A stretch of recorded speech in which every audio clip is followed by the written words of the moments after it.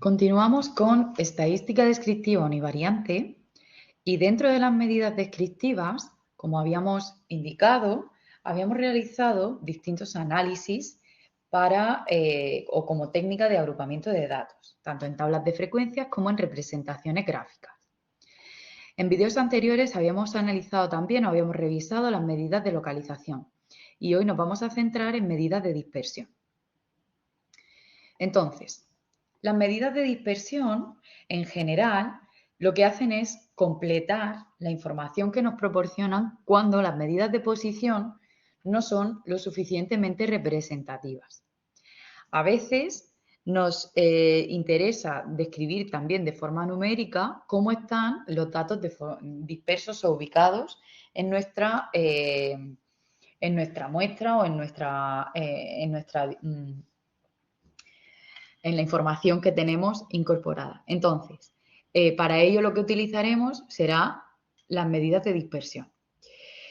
Evidentemente, cuando todas las observaciones son iguales, pues no existe dispersión entre los datos. Y por el contrario, cuando tenemos, cuanto más dispersos o más grandes sean las diferencias entre los datos, pues más altas o más elevadas serán estas medidas de dispersión. Entonces, vamos a ver que tenemos diferentes tipos de dispersión. La dispersión absoluta se mide en general con las mismas unidades en las que tenemos las observaciones de la muestra. Esto simplemente nos indica cuánto de distantes están los puntos o los valores entre sí. Por su parte tenemos la dispersión relativa, en donde esta dispersión no tiene unidades y lo que trataremos será de comparar, ¿vale? Haremos una comparación entre las dispersiones o los valores que toman la variable. Entonces, vamos a comenzar con esas medidas de dispersión. En primer lugar, vamos a trabajar con la más sencillita o la más básica, que es el recorrido, amplitud o rango. El rango de la variable se obtiene restando el valor más pequeño al valor más alto de la variable. Por eso, si tenemos, por ejemplo, un ejemplo que hayamos podido ver, pues ponemos que tenemos en un examen una nota de un 1 y en otro examen una nota de un 9, el rango o recorrido de la variable sería 9 menos 1 igual a 8. Entonces, este valor, el valor de esta variable o de este estadístico, no es muy representativo porque solamente tiene en cuenta, como decíamos, los valores extremos.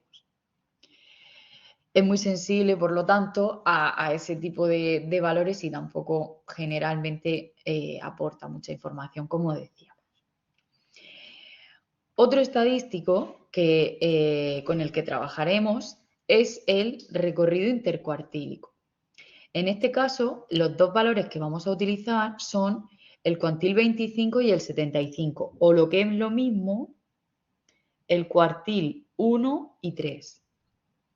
Es decir, de toda nuestra distribución, si tenemos aquí el 100% de los datos, vamos a coger el Q1 y el Q3.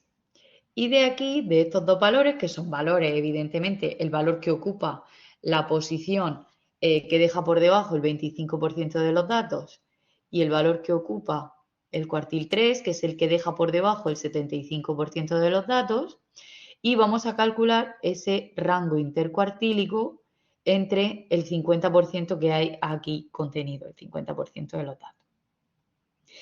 Este intervalo se encuentra en el 50% central de la distribución, que era lo que decíamos, y tampoco se tiene muy en cuenta o no se considera muy representativo porque, claro, descarta las valoraciones o los valores extremos, solo tiene en cuenta las intermedias.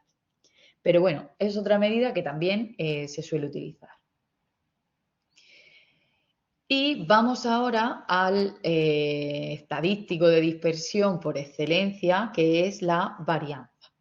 Su símbolo es S cuadrado, no es que esté elevado al cuadrado ni nada por el estilo. Es que esta es la manera en la que se representa. Entonces, ¿cuál es la fórmula de la varianza? Pues la fórmula de la varianza es esta y también se puede utilizar la fórmula esta. podéis utilizar las dos de forma indistinta, es decir, lo que os parezca mejor, lo que lo que más cómodo os resulte a la hora de calcularla. De hecho, en general, esta fórmula segunda que yo os indico es más sencilla porque si os fijáis, el sumatorio que tenemos que calcular es más sencillo que este, un poquito más pequeño. Entonces, si nosotros tenemos nuestra variable dispuesta en forma de tabla, pues nos va a ser muy sencillo calcular estos valores. Un poquito más yo creo que estos de aquí, pero no pasa nada, también se podrían calcular estos, ¿vale? Eso lo dejo a vuestro criterio o elección. Entonces, como anotación, la varianza nunca puede ser negativa. Fijaos que están los valores todos al cuadrado, entonces no va a ser nunca negativa. Y el valor mínimo es 0. ¿Qué mide la varianza? Mide las distancias al cuadrado.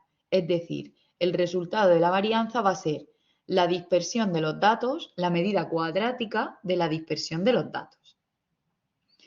Entonces, esta es la medida de dispersión por excelencia, pero la completamos con la desviación típica, que no es otra cosa, bueno, se representa por S, y no es otra cosa que la raíz positiva de la varianza. Recordemos que todo esto es la varianza, no que esté elevado al cuadrado. Entonces, ¿qué es lo que ocurre? ¿Qué nos medirá la desviación típica? Esta sí, la desviación típica nos medirá la distancia que hay, la distancia media entre todos los datos de la muestra y la media. Entonces, ¿qué es lo que pasa? Que esta desviación típica, cuanto más pequeñita sea, mejor, y eso significa que los datos están más comprimidos, más juntos. Sin embargo, cuando sea muy elevada esta desviación típica, significará que los datos están más dispersos y por lo tanto la media sería menos representativa. ¿Vale? Fijaos que esto nos mide la distancia de todos los puntos a la media. Entonces, eso decía, cuanto más pequeña sea la desviación típica, mejor. Vale, y vamos a hacer un ejemplo. Hemos medido la estatura de 5 perros en milímetros. Entonces, la estatura que se ha tenido en cuenta es hasta la parte de los hombros y ha resultado que tenemos estas 5 medidas. Entonces, vamos a calcular la media, la varianza y la desviación típica. En primer lugar, la media la obtendremos como el sumatorio de todas las alturas dividido entre el número de perritos, ¿vale? Entonces, la media de estatura sería 3,94. Sería el equivalente a esta rayita verde. A continuación, y una vez que tenemos la media, vamos a calcular la varianza. Sería la diferencia de cada altura con la media.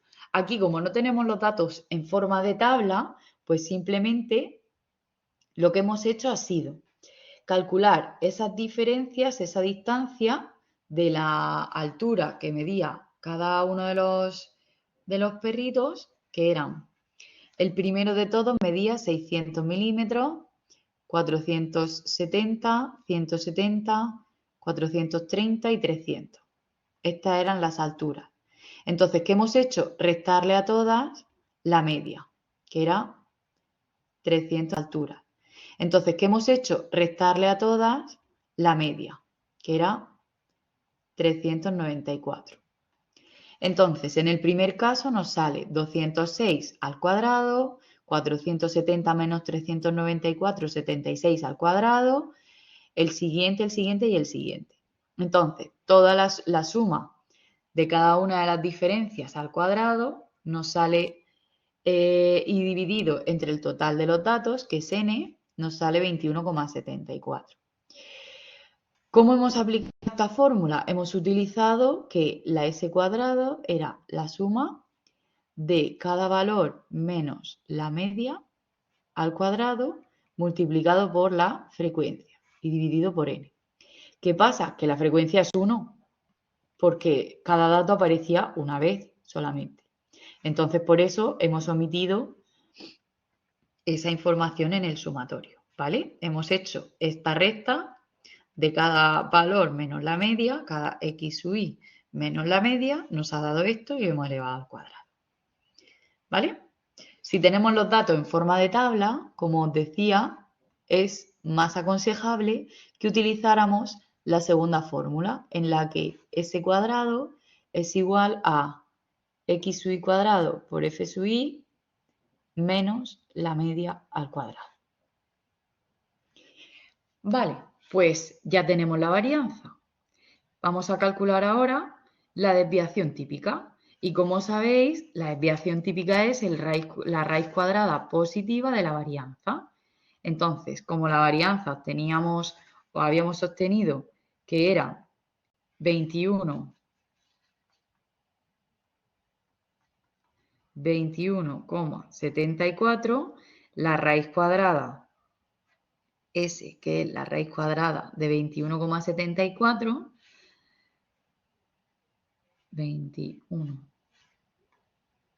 704, perdón, su raíz cuadrada no es esto, sino que es 4,66 aproximadamente. ¿Vale? Esto no es. Perfecto. Pues esta sería la manera de calcular nuestras medidas de dispersión. Por último, la última de las medidas de dispersión que vamos a ver va a ser el coeficiente de variación. Se denomina con las letras CV y su fórmula es la desviación típica partido de la media. Entonces, ¿qué es lo que hacemos? Se trata de comparar en función del tamaño de la desviación típica, se trata de comparar ese tamaño con el de la media. Entonces, evidentemente, cuanto menor, más pequeño sea este coeficiente de variación, significa que la precisión del método de medida es mejor. Además, pues esto significa que cuanto más pequeño sea, es que más pequeña es esta desviación típica. Por lo tanto, también nos indica que la media es un valor también representativo. ¿Vale? Entonces, pues nada, para calcular ese coeficiente de variación, ojo, no lo he comentado, se expresa en tantos por cien. ¿Vale? Si hacemos el coeficiente de variación del ejercicio anterior, teníamos que la desviación típica era 4,66 y que la media era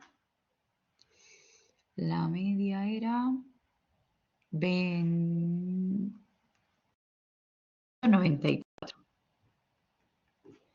Entonces, si hacemos esta división, 4,66 entre 394, obtenemos un coeficiente de variación de 0,0118, que si lo expresamos en forma de porcentaje sería 1,18%. Por lo tanto, es un método preciso el que hemos utilizado para calcular estas medidas. Y nada, pues con esto terminamos en la medida de dispersión, un apartado un poquito más corto en el que hemos visto el rango o recorrido, el recorrido cuartílico, la varianza, la desviación típica y, en último lugar, el coeficiente de variación.